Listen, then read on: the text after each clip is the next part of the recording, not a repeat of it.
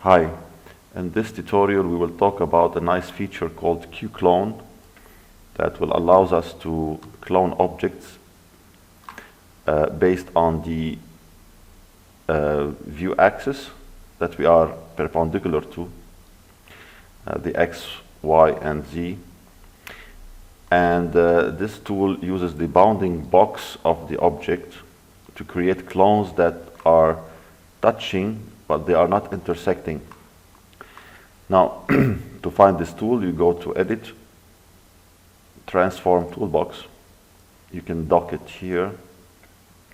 Now I will rotate the view so I am more perpendicular to the X-axis. You don't have to be very exact, you know. And when you start to click the QClone, this is what you get. And it's to the right of the axis.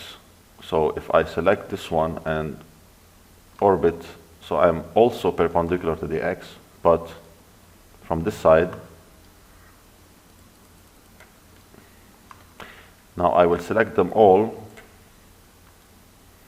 and now I am kind of perpendicular to the Y-axis.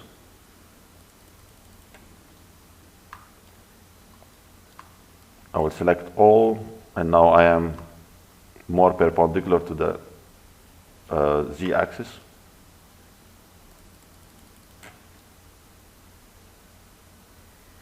Now if I will select those here and look from the bottom,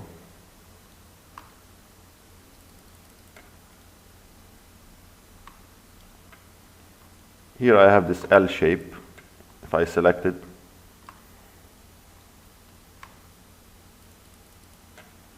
I will have this, then I will select all,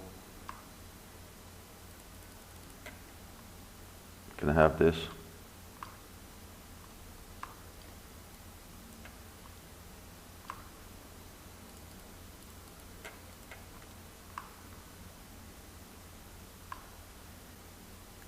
here for example I have this pattern. I will rotate so I am parallel to the Y-axis.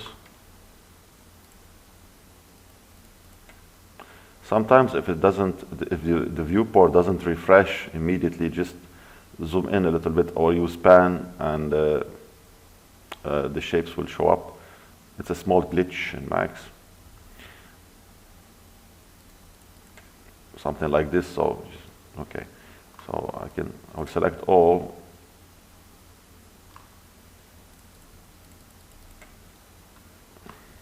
And you can have something like this.